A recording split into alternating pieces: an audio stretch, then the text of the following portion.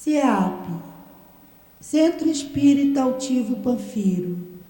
Uma casa de amor. Bom dia a todos. Nos reunimos mais uma vez numa manhã de domingo para o nosso estudo Parábolas e Ensinos de Jesus, do livro Caibar Schutel. Vamos fazer a leitura do Evangelho, fazer nossa prece e iniciar o estudo da manhã de hoje. Sejam todos muito bem-vindos, os que aqui estão presencialmente e os nossos irmãos queridos que assistem nas redes sociais. A página do Evangelho está no capítulo 17, Sede perfeitos. O item é o terceiro item, o homem de bem. O verdadeiro homem de bem é aquele que pratica a lei da justiça, do amor e da caridade na sua maior pureza. Se ele interroga sua consciência sobre seus próprios atos, pergunta se não violou essa lei, se não praticou o mal, se fez todo o bem que podia, se desperdiçou voluntariamente uma ocasião de ser útil. Se ninguém tem nada do que se queixar dele, pergunta, enfim, se fez aos outros tudo o que desejava que os outros fizessem por ele. Tem fé em Deus, em sua bondade, em sua justiça e em sua sabedoria. Sabe que nada acontece sem a sua permissão e submete-se à sua vontade em todas as coisas. Tem fé no futuro, por isso coloca os bens espirituais acima dos bens temporais. Ele sabe que todas as vicissitudes da vida, todas as dores, todas as decepções são provas ou expiações e as aceita sem lamentar. Vamos elevar nossos pensamentos ao nosso amado Mestre Jesus, pedindo possamos ser envolvidos nesta manhã tão bonita, ensolarada, pela espiritualidade amiga, trabalhadora desta casa de amor, e que possamos ser envolvidos com essas vibrações amorosas, a fim de que todo estudo possa ser aproveitado, não só na teoria, mas para que possamos caminhar mais rapidamente a sermos um homem de bem. Obrigada, Senhor Jesus, pela oportunidade de estarmos aqui, aprendendo sempre mais, e agradecemos também ao nosso amado Senhor Altivo Panfiro, nosso dirigente espiritual, e a todos os outros trabalhadores queridos dessa casa, no plano espiritual.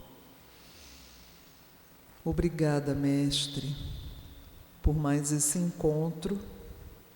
E em Teu nome, e acima de tudo em nome de Deus, pedimos licença para darmos início ao estudo da manhã de hoje. Graças a Deus.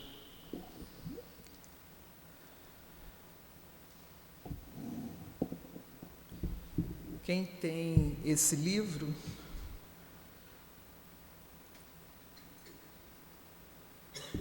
nós paramos aqui na página 124 E vamos hoje estudar a parábola do amigo importuno. É uma nova parábola para nosso estudo. Então eu vou começar a leitura. Se um de vós tiverdes um amigo e fordes procurá-lo à meia-noite e lhe disserdes: amigo, empresta-me 3 pães, porque um amigo meu acaba de chegar à minha casa de uma viagem e nada tenho para lhe oferecer. E se do interior o outro lhe responder: não me incomodes, a porta está fechada, eu e meus filhos estamos deitados, não posso levantar-me para tos dar, digo-vos, embora não se queira levantar para lhos dar, por ser seu amigo, ao menos por causa de sua importunação, se levantará e lhe dará quantos pães precisar. Eu vos digo: pedi e dar-se-vos-á, buscai e achareis, batei e abrir-se-vos-á. Pois todo o que pede, recebe, o que busca, acha, e ao que bate, abrir-se-lhe-á. Qual de vós é o pai que, se o filho pedir um peixe, lhe dará, em vez do peixe, uma serpente? Ou, se pedir um ovo, lhe dará um escorpião? Ora, se vós, sendo maus, sabeis dar boas dádivas a vossos filhos, quanto mais o vosso Pai Celestial, que dará um bom espírito aos que lhe pedirem. Isso está em Lucas, no capítulo 11, itens 5 a 13. Assim, a gente lendo a parábola em que Lucas trouxe para nós, no seu evangelho, né, a gente acha-se meio confuso, né, a primeira leitura. Mas o Caibar, nós vamos ver agora, ele explica bem essa parábola para todos nós.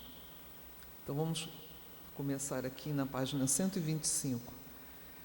Na terra vê-se muita maldade, mas ao lado dessa distinguem-se muitas ações nobres e generosas, principalmente entre amigos, cujos sentimentos e aptidões constituem laços de união e de simpatia.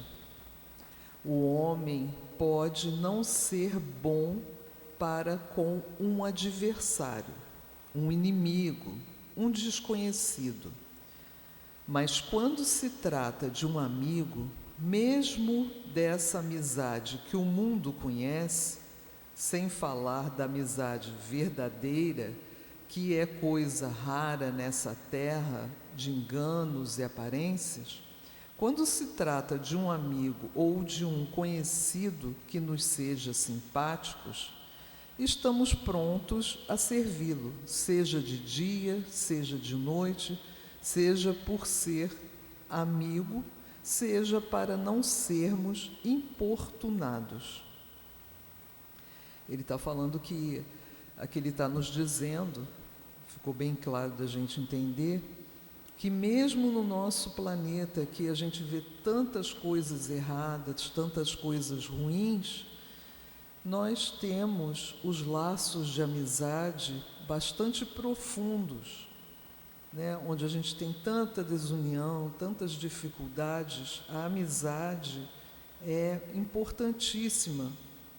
E que ele diz, né, se nós temos realmente uma amizade uma amizade bem desenvolvida com alguém, a gente não vai se incomodar de ajudar aquele amigo, porque é uma pessoa conhecida, uma pessoa querida, simpática. Mesmo que a gente se sinta importunado, a gente vai buscar, vai tentar ajudar esse amigo caso ele venha nos pedir ajuda por algum motivo, né? De modo que, se um amigo bate à sua porta à meia-noite para nos pedir 3 pães, e se temos os 3 pães, levantamo-nos, servimos ao amigo. Desculpa, gente. Servimos ao amigo e voltamos para o leito, para que não aconteça ficar o amigo a bater por meia hora a nossa porta e a repetir por 10 ou 20 vezes o pedido de 3 pães, perturbando o sono e a tranquilidade de nossa família. Com essa alegoria, quis mostrar-nos Jesus a necessidade da prece, embora repetidas vezes e a qualquer hora.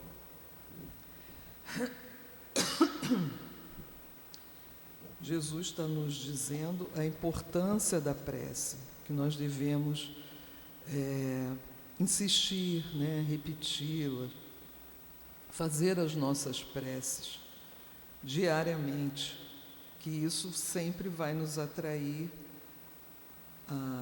o envolvimento dos bons espíritos, né, as boas energias. Fez-nos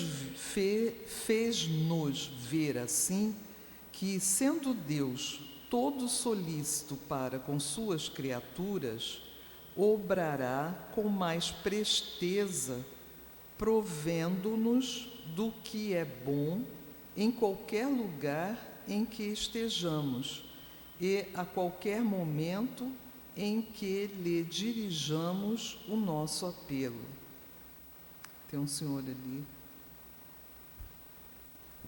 ele está tentando entrar, ele não percebeu que é lá na frente. Desculpa, gente, aqui tem um amigo nosso tentando entrar e a porta está fechada. Fez-nos repetir, fez-nos ver assim que, sendo Deus todo solícito para com suas criaturas, obrará com mais presteza, provendo-nos do que é bom em qualquer lugar em que estejamos e a qualquer momento em que lhe dirijamos o nosso apelo. Em qualquer momento que nós pedirmos a Deus, não importa se é de manhã cedo, se é de madrugada, né? Quando nós fazemos nossas preces, Deus sempre vai nos ouvir e nós seremos ajudados. Pode não ser imediatamente, pode demorar um pouco, mas sempre nós teremos alguma resposta do alto. Sendo a bondade divina infinitamente superior à bondade de qualquer de nossos amigos, se contamos com a resposta favorável destes nas nossas necessidades, claro está que, se crermos em Deus, com mais forte razão, deveremos crer na sua bondade e na sua misericórdia. Se nós acreditamos nos amigos, imagina em Deus, né? Que a bondade é infinita.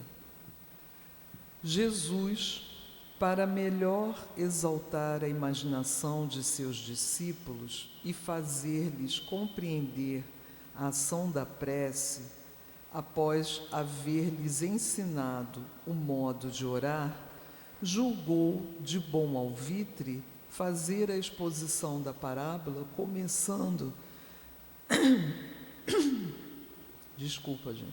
começando a comparação com os amigos e concluindo-a com os pães. Qual é o pai, perguntou o mestre, capaz de dar uma serpente ao filho que lhe pede um peixe?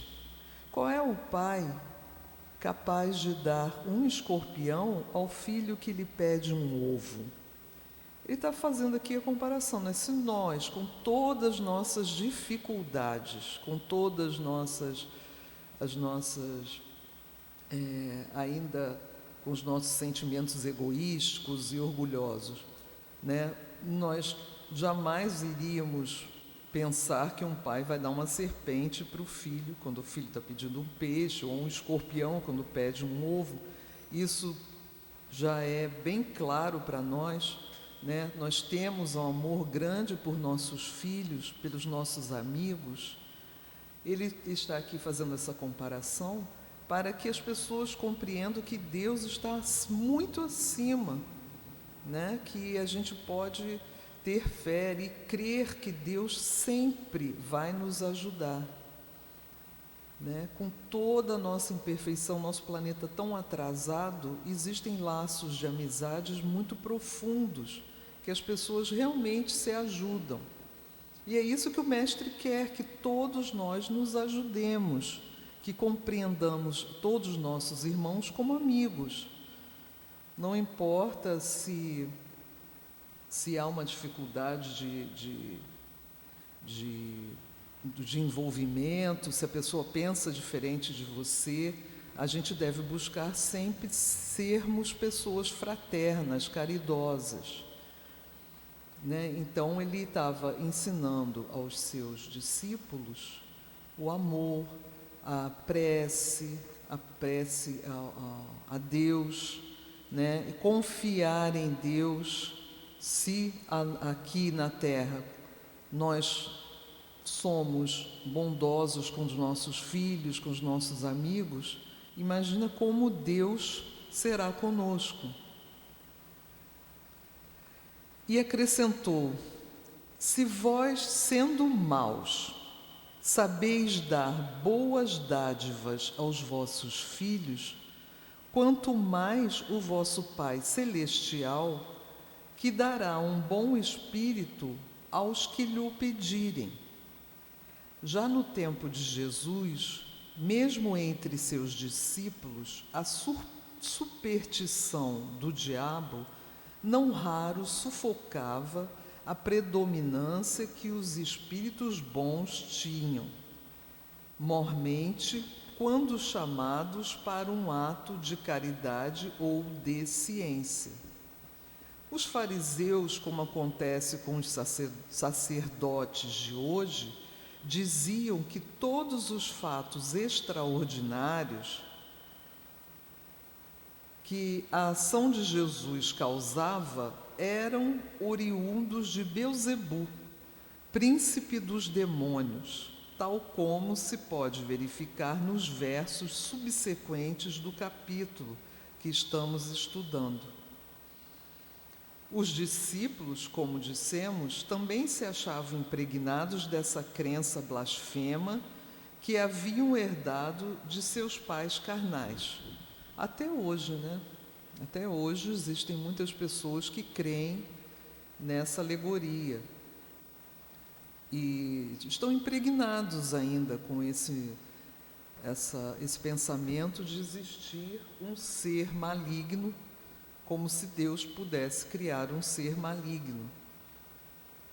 E as pessoas sempre põem culpa, né, no diabo e nesses espíritos maus pelos seus erros.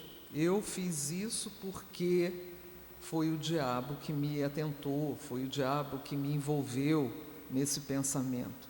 Ninguém se responsabiliza pelos maus pensamentos que tem. Fica bem mais fácil botar culpa num ser alegórico, que não existe, né? A maldade existe e está no coração dos homens. É mais fácil botar a culpa em outro, mas nós, né, que estudamos a doutrina, nós sabemos que todo mal praticado por nós é culpa nossa. Nós é que estamos ainda atrasados, envolvidos por sentimentos egoísticos, de vaidade, de orgulho, né, de poder, de ganância, e aí vamos agir de forma maldosa com os nossos irmãos. Alô? Tá. Então ele diz que mesmo os discípulos de Jesus que estavam ao lado de Jesus ainda estavam impregnados desses sentimentos, porque era o que se pregava na época, né? Há muito tempo que isso está enraizado em nossas mentes, né?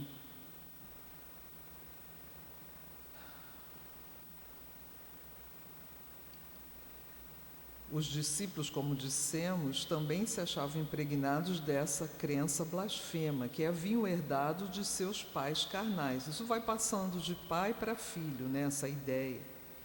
Jesus, que veio à Terra para anunciar a palavra de Deus, de amor, não podia deixar de combater o erro em que se achavam aqueles que mais tarde teriam de ministrar aos homens a sua doutrina de perdão e caridade.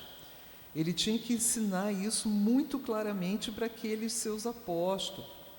Como é que eles iam divulgar os seus ensinamentos com essa crença, né, de demônios e tudo mais? Ele se preocupou muito em livrar esses discípulos desse entendimento de que havia um ser maligno e que só Deus estava sobre todas as coisas e Deus é amor.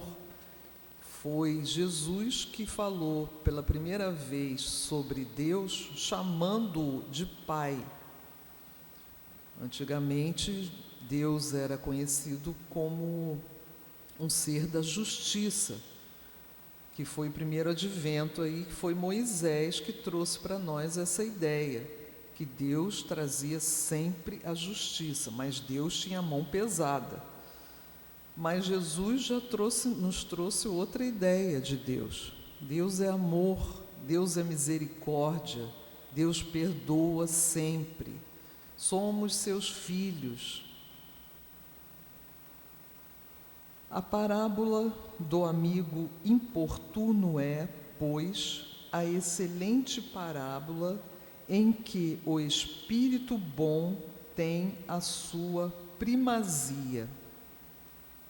É claro que se o nosso Pai é incapaz de nos dar uma serpente quando lhe pedimos um peixe, Deus, que é nosso Pai espiritual, não nos pode dar um espírito ignorante, atrasado, quando lhe pedimos um espírito bom. Essa parábola é bem interessante. Eu peço a vocês que releiam, né, que estudem novamente.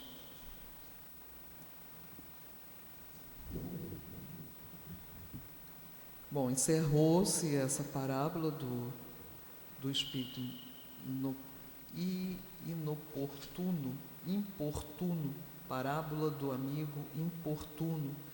E nós vamos dar sequência ao nosso estudo, passando a parábola do avarento. Todo mundo sabe que é avarento, né? Aquele que só quer guardar as coisas, que só pensa em ter todos os seus bens, tudo que ele tem ele vai guardando, não reparte com ninguém, não divide, muitas vezes nem mesmo com a família. É muito apegado às suas posses materiais.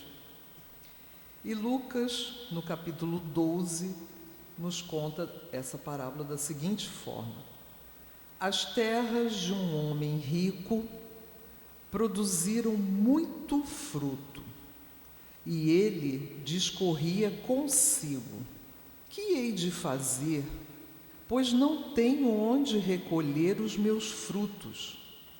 E disse: farei isto, derribarei os meus celeiros e construirei maiores, e aí guardarei toda a colheita e os meus bens, e direi à minha alma: minha alma, tens muitos bens em depósito para largos anos.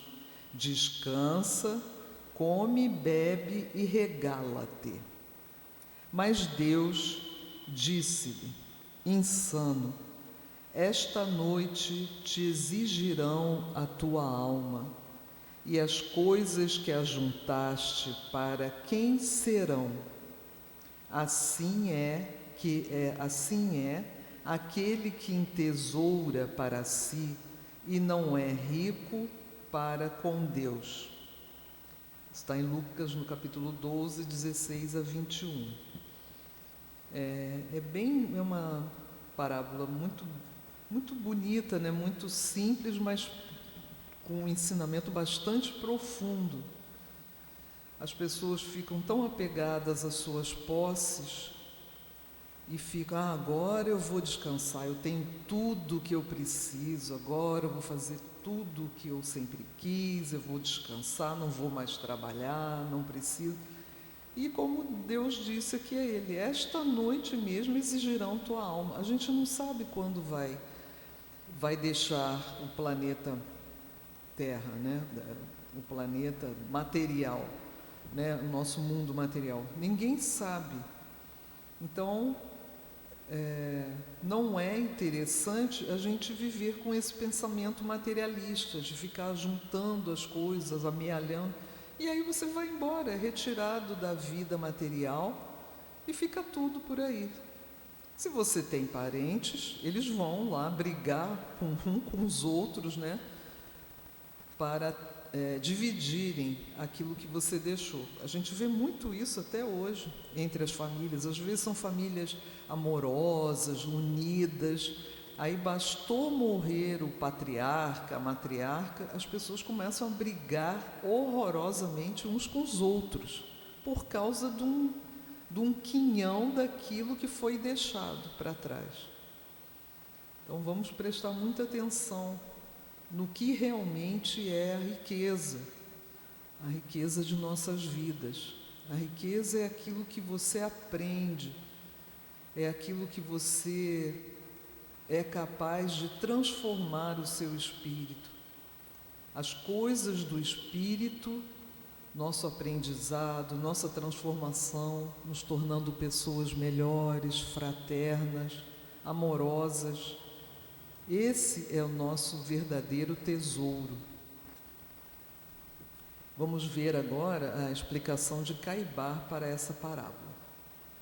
Quanto mais se avizinha o tempo do cumprimento da missão do divino Messias, mais ele intensificava o seu trabalho de difusão da doutrina de que havia sido encarregado pelo Supremo Senhor de trazer à Terra. Então, a gente sabe que na história de Jesus, grande parte da história de Jesus nos é escondida. Assim, a gente não sabe muito da vida dele como uma criança, quando jovem, poucas coisas sabemos. A maior parte da vida de Jesus nos é trazida quando ele já estava adulto. Foi quando ele começou a trabalhar para difundir o cristianismo, né? Seus ensinamentos sobre a terra. Então ele diz aqui: quanto mais se avizinha o tempo do cumprimento da missão do divino Messias, mais ele trabalhava. Então a gente, quem estuda, né, sabe que em curto tempo, em poucos anos, ele trabalhou muito, se dedicou muito em propagar seus ensinamentos que Deus encarregou dele trazer a nós, né? Ensinamentos importantíssimos para a nossa evolução, porque o nosso povo na época, né, era um povo muito atrasado, muito ignorante, cheio de superstições, de crenças inúteis que não ajudavam em nada. Os escribas e fariseus já faziam planos sinistros para acabar com a vida do Filho do Homem. Quando o mestre excelente iniciou a exposição, das imaginosas parábolas que constituem um dos mais eloquentes capítulos do Novo Testamento. Jesus nos falava por parábolas, né? Todos os ensinamentos dele foram através das parábolas. A parábola do avarento é uma síntese maravilhosa do trágico fim de todos aqueles que não veem a felicidade senão no dinheiro e se constituem em seus escravos incondicionais. É exatamente isso. Ela é maravilhosa mesmo. Ela é pequena, é simples. Muitos, quando leem à primeira vista, sem prestar atenção, acham assim até como se fosse até uma piada, né? Mas é muito profunda, muito fácil para a pessoa entender o que realmente é importante a gente amealhar nesse mundo em que estamos encarnados. Para essa gente, havendo dinheiro, há tudo. Periclite a família, cambaleie a sociedade, arraste-se o mendigo pelas vias públicas, envergonhado e decomposto, chore e soluce o aflito, grite de dores o enfermo miserável ou o inválido sem pão e sem lar, nada comove esses corações de pedra, nada lhes demove, nada consegue mudar-lhes ou desviar-lhes as vistas dos seus frutos, dos seus celeiros, do seu ouro. Ele está falando aqui do egoísmo dos avarentos, né? Então não importa se ele encontra pessoas em sofrimento, em aflição, muitas vezes dentro da sua própria família, ele se finge de surdo, né? Ele não pensa, poxa, eu tenho tanto, não me custa ajudar. Eles estão, como ele disse aqui, né, com um coração de pedra, estão com os ouvidos fechados aos sofrimentos alheios. São homens desumanos, sem alma, pelo menos ignoram a existência em si mesmos desse princípio imortal que deve constituir para todos o principal objeto de cuidados e de carinho. A avareza é a véspera da mendicidade, ou seja, o fator da miséria. Quantos miseráveis perambulam pelas praças, implorando óbolo e que, mesmo nesta existência, foram ricos, sustentaram grandezas, bastos celeiros transbordantes. O que Caibar está nos dizendo? Que a avareza é a véspera da mendicidade. Ele quer dizer que muitos desses avarentos, em próximas vidas ou na mesma vida em que se encontra,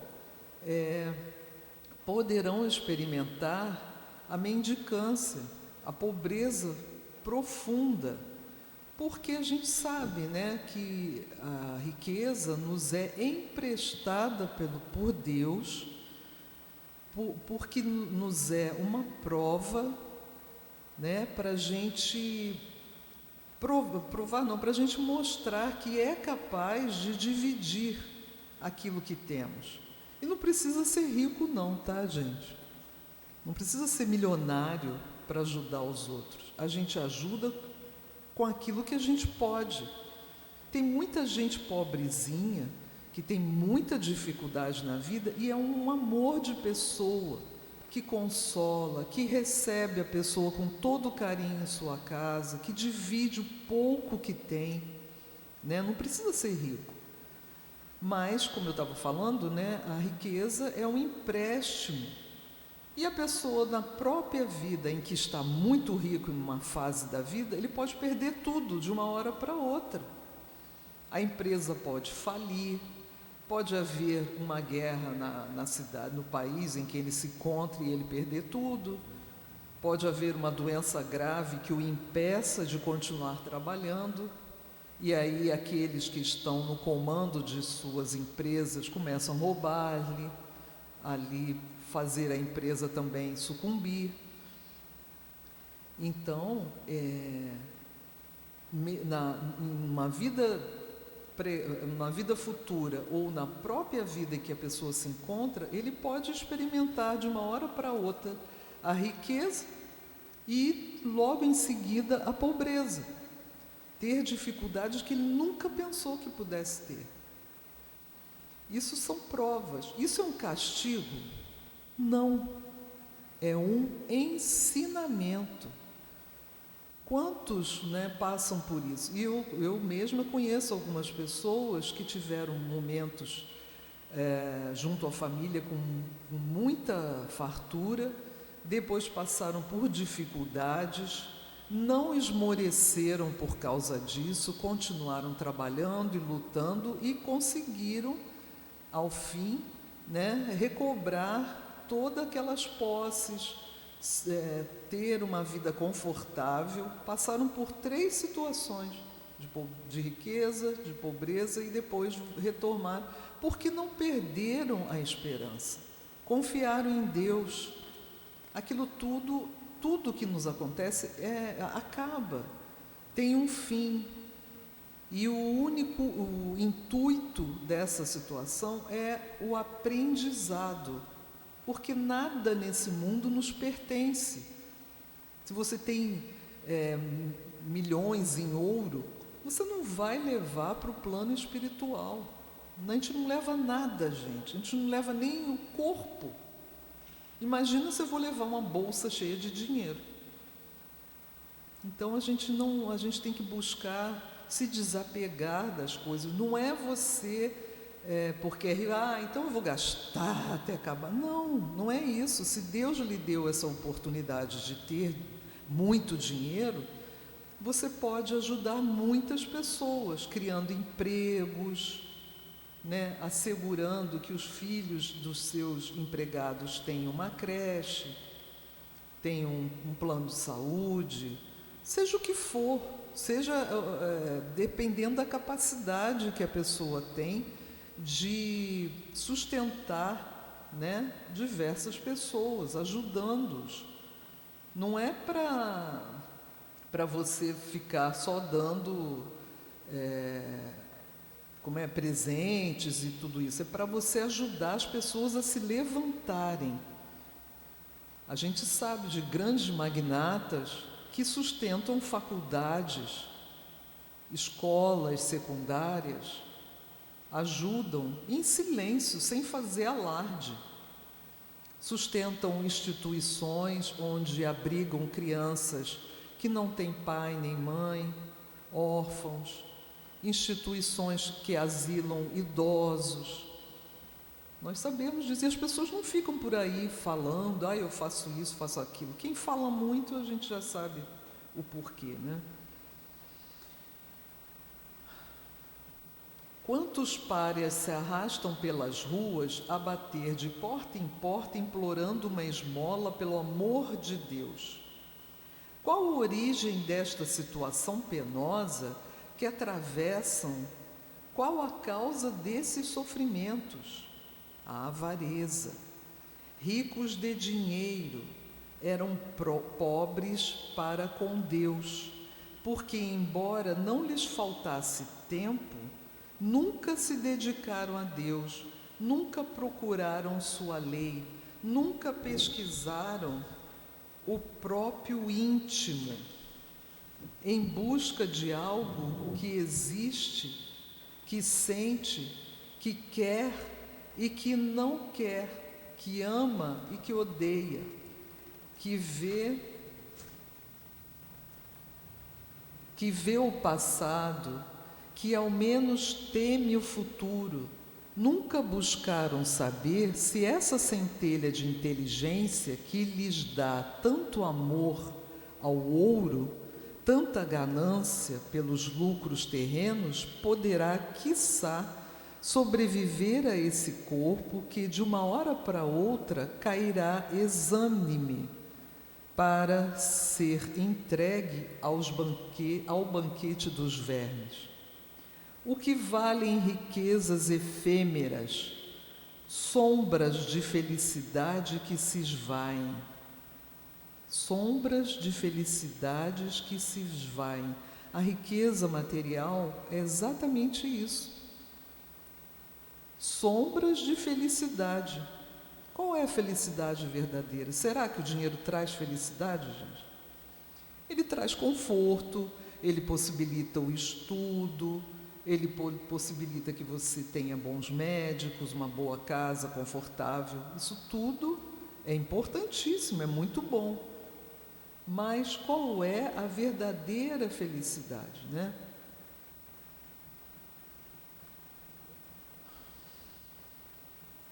Fumo de grandezas que desaparecem à primeira visita de uma enfermidade mortal. O que valem celeiros repletos em presença do ladrão da morte, que chega em momento inesperado e até quando nos julgamos em plena mocidade e com ótima saúde? Não é verdade?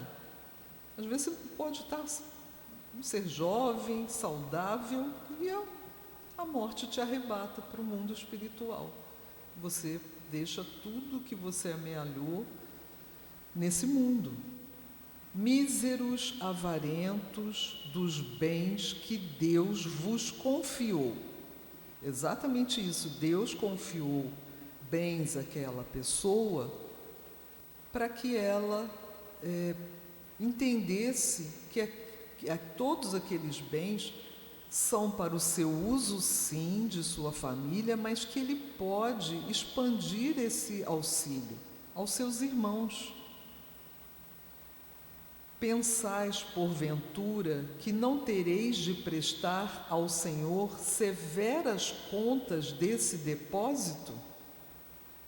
Pensais que eles hão de permanecer convosco e servirão para multiplicar cada vez mais a vossa fortuna? Em verdade vos afirmo que vosso ouro se converterá em brasas a causticar vossa consciência. Como assim? A pessoa se arrepende. Quando ela compreende que a morte não existe e que ele está vivo, e ele entende que teve tanto e ajudou a tão poucos, ele se arrepende. Muitos de nós, quando chegarmos à pátria espiritual, vamos também nos arrepender. A gente acha que faz muito e quando a gente se dá conta, quando estamos mais lúcidos, porque quando deixarmos o corpo, estaremos mais lúcidos de tudo, do que nós fizemos, do que pensamos, de como agimos com nossos irmãos. E nós vamos pensar, puxa, eu podia ter feito mais. No livro Céu e Inferno, do nosso Pentateuco, existem lá vários espíritos são evocados através dos médiuns. Esses espíritos nos trazem notícias de como é a vida deles no plano espiritual.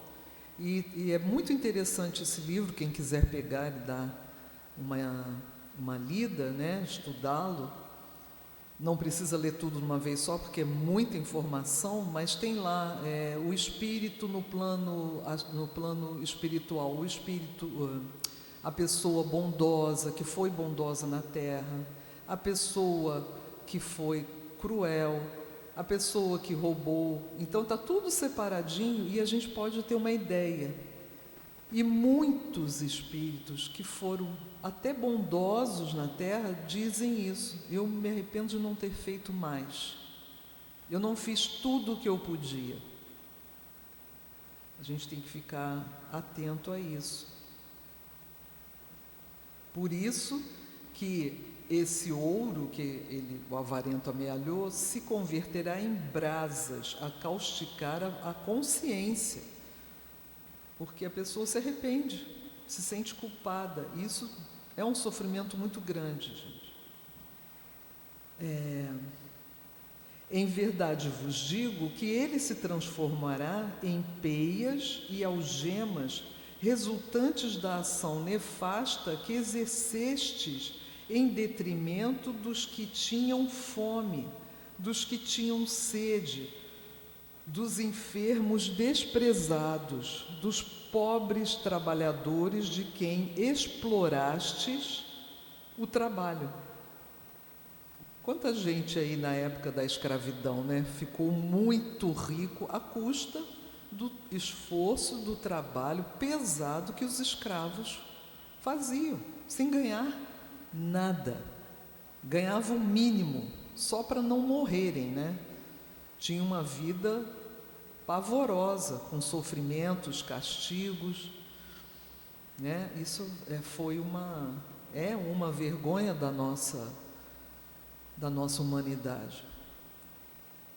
Na época achava-se normal, mas a gente sabe, mesmo naquela época, gente, nem todos que tinham escravos eram cruéis, viu? Vamos buscar na história que existem muitos senhores que tinham esses trabalhadores, mas eles eram tratados com decência, tinham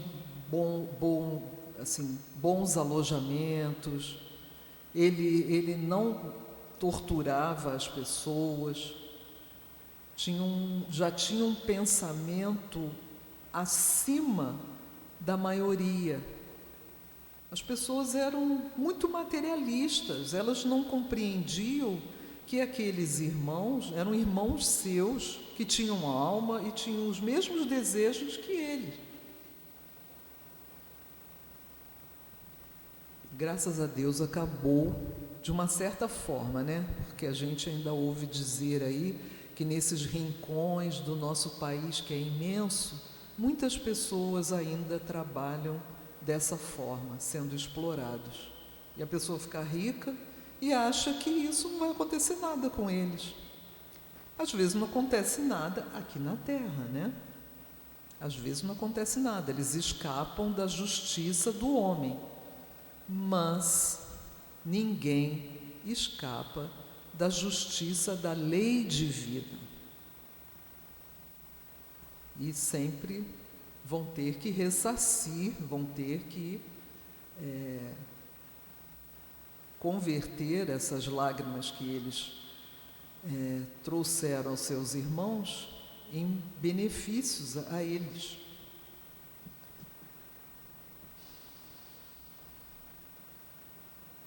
Deixa eu continuar aqui, me perdi, gente, rapidinho eu vou achar.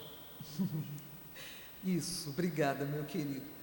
Ricos, vocês têm alguma pergunta? Tá tudo certo? É porque eu vou falando e me esqueço, gente, pode interromper, tá? Por favor, quem quiser. Tem alguém perguntando alguma coisa, Adriele? Não? Às vezes nem tem ninguém assistindo, essa hora tá todo mundo dormindo. Aí aqui Jesus Caibar continua dando o seu ensino, né?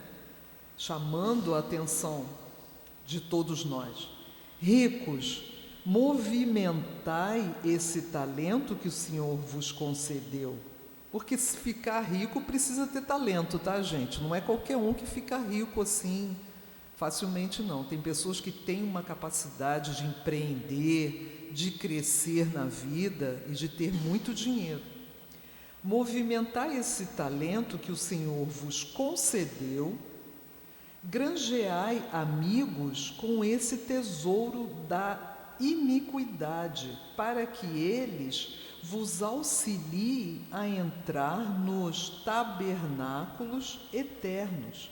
Fazei o bem, socorrei o pobre, amparai o órfão, auxiliai a viúva necessitada, curai o enfermo, como se ele fosse vosso irmão ou vosso filho. Pagai com generosidade o trabalhador que está a vosso serviço. Fazei mais, comprai livros e aproveitai os momentos de ócio para vos instruir, porque um rico ignorante é tanto como um asno de sela dourada. Nossa, ele pegou pesado aqui, né? Ele está dizendo aqui que um rico que não estuda, que não se aproveita dos bens que ele tem para aprender, ele é como se fosse um asno. O asno é um burrinho, né? Com uma sela dourada. Nossa, pesado. Mas é isso mesmo, gente. Se você tem dinheiro, vai estude. Né? Estude tudo o que for possível. Não fique perdendo tempo com bobagens, com festas, viagens, né? Comprando milhares de roupas que você nem vai ter tempo de usar. Vamos estudar. Se nós que não somos ricos, a gente procura se instruir sempre, aprender, né? Ilustrai o vosso espírito, fazei para vós tesouros e celeiros nos céus, onde os vermes não chegam, os ladrões não alcançam e a morte não entra. Lembrai-vos da parábola do avarento, cuja alma, na mesma noite em que fazia castelos no ar, foi chamada pelo Senhor. Enquanto ele estava lá delirando que ia se regalar, que ia se divertir com tudo que ele amealhou, tudo que ele conseguiu conquistar, a morte chegou. E aí ele se viu em outro plano, longe de todos os seus tesouros. Imagina o desespero desse pobre irmão, né? Vamos desejar que todos esses irmãos possam ser tocados pelo amor do nosso Mestre Jesus, para que eles consigam aprender rapidamente, serem intuídos do que é mais importante na nossa vida. Então vamos agradecer ao nosso Mestre Jesus. Vamos encerrar o nosso estudo, já chegou a nossa hora. Vamos agradecer muito ao nosso Mestre, a toda a espiritualidade amiga, amorosa de nossa casa, que nos envolve, vai nos envolver ainda no próximo estudo, para que tenhamos capacidade de compreender todos esses ensinamentos e que possamos introjetá-los em nossos corações e jamais esquecê-los, para que sejamos pessoas melhores no futuro. Obrigada, Mestre Jesus, obrigada, espiritualidade amiga, e acima de tudo, obrigada, Deus, nosso Pai Celestial. Damos por encerrado o estudo do livro Parábolas e Ensinos de Jesus, de Caibar Chuta. Graças a Deus.